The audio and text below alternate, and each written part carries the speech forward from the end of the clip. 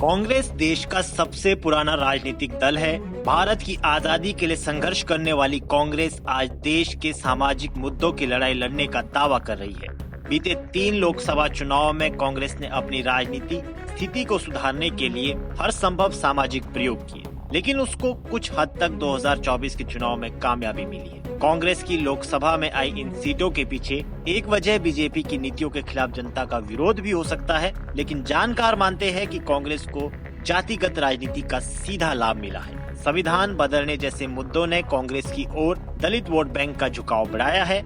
आइए समझते हैं कैसे भारत में अब कांग्रेस क्षेत्रीय पार्टियों के मुद्दों पर हावी हो रही है। दरअसल बिहार में विधानसभा चुनाव का समय नजदीक आ रहा है। बिहार में होने वाले इन चुनावों की सबसे खास बात है कि यहाँ पर ओबीसी और दलित बड़ी तादाद में है। कांग्रेस जातिगत जनगणना और आरक्षण जैसे मुद्दों पर राजनीति कर रही है। बिहार में कांग्रेस की राजद सहयोगी है। यूं ही कहिए कि बिहार में कांग्रेस का बड़ा भाई राजद है। लेकिन ये कौन भूल सकता है कि देश में सबसे बड़ा विपक्षी दल कांग्रेस है। कांग्रेस अब वही मुद्दे उठा रही है जो समाजवादी पार्टी और राष्ट्रीय जनता दल उठाते रहे हैं, अर्थात दलित, पिछड़ा और अति पिछड़ा। ये कांग्रेस की राजनीति का एक अभिन्न अंग बन गया है। भाई और बहनों, जैसे महाराष्ट्र में चुनाव चोरी किया, जैसे हरियाणा में चोरी किया, वैसे ही बिहार में चुनाव चोरी करने की कोशिश कर रहे हैं। क्यों कर रहे हैं? क्योंकि वो दलितों को, पिछड़ों को, ईबीसी को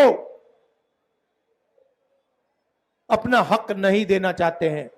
वो जानते हैं कि ये संविधान और वोट गरीबों को हक देता है और वो अदानी अंबानी की सरकार चलाना चाहते हैं।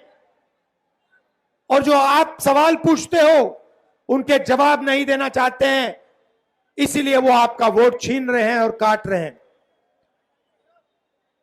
लाखों लोगों का वोट उन्होंने बिहार में काटा है, लाखों लोगों का, और चुनाव चोरी करने की कोशिश कर रहे हैं। कांग्रेस की राजनीति पर राजनीतिक विशेषज्ञ मानते हैं कि कांग्रेस अब दलित और पिछड़ों की राजनीति करने वाला देश का सबसे बड़ा दल है और मुस्लिम समाज कांग्रेस का पारंपरिक वोटर रहा है। इसका सीधा लाभ कांग्रेस को मिलने वाला है। कांग्रेस बीजेपी के बाद एकमात्र ऐसी पार्टी है जो केंद्र में अपने दम पर सरकार बना सकती है। ऐसे में दलित पिछड़ा वोटर क्षेत्रीय पार्टी के इतर सीधे कांग्रेस में अपना विश्वास दिखा रहा है। यही राजनीति अब क्षेत्रीय दलों के लिए चिंता का विषय हो सकती है, लेकिन अभी क्षेत्रीय दल इस पर खुलकर अपनी बात नहीं रख रहे हैं। लेकिन जब सीट बंटवारे की बात आती है तो क्षेत्रीय दल कांग्रेस को कहीं कम आंककर सीटों का आवंटन करते हैं। ऐसा ही कुछ बिहार में भी हो सकता है। महाराष्ट्र में कांग्रेस ने अपने लिए अधिक सीटें ली थी, लेकिन एनडीए की वेव में वो एक लोकसभा वाला दबदबा कायम नहीं रख सकी। बिहार चुनाव के लिए कांग्रेस खासा एक्टिव दिख रही है। इस बीच कांग्रेस ने जहां महाराष्ट्र के अप्रत्याशित परिणामों के लिए चुनाव आयोग की निष्पक्षता को सवालों के घेरे में खड़ा किया, तो दूसरी ओर बिहार में एसआईआर के मुद्दे को कांग्रेस ने गंभीरता से उठाया है। क्षेत्रीय मुद्दों को राष्ट्रीय पटल पर लाने का काम कांग्रेस ही कर रही है। इन सब मुद्दों में क्षेत्रीय पार्टियां कहीं खोसी जाती है। बिहार में एसआईआर के मुद्दे पर राजद मुखर दिखी, लेकिन कांग्रेस ने यहाँ पर पूरा खेल बदल दिया। वोट चोरी जैसे शब्दों को ट्रेंड करवाकर कांग्रेस ने लोकसभा चुनाव परिणामों पर ही सवाल खड़े कर दिए हैं। अब समझने वाली बात है कि अगर कांग्रेस क्षेत्रीय दलों के लिए खतरे की घंटी है, तो सभी राजनीतिक दल कांग्रेस के साथ खड़े क्यों नजर आ रहे हैं। दूसरी ओर कांग्रेस ने अपनी राजनीति में स्वर्णों के लिए दरवाजे बंद करने शुरू कर दिए। हालांकि राहुल गांधी दावा करते हैं कि वो एक ब्राह्मण परिवार से संबंध रखते हैं, लेकिन इस समय उनकी राजनीति पिछली जातियों के उत्थान से ज्यादा अगली जातियों के खिलाफ नजर आती है। इसमें चाहे 50% की सुप्रीम कोर्ट वाली रिजर्वेशन की सीमा को हटाना हो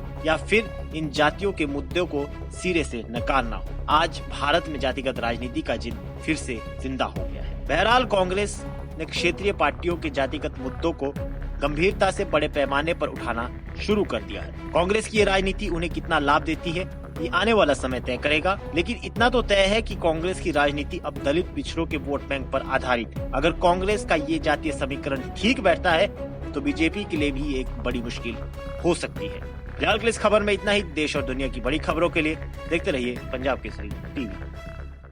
हमसे जुड़े रहने के लिए हमारे YouTube चैनल को सब्सक्राइब करें और नई वीडियो की नोटिफिकेशन के लिए बेल आइकॉन को दबाएं।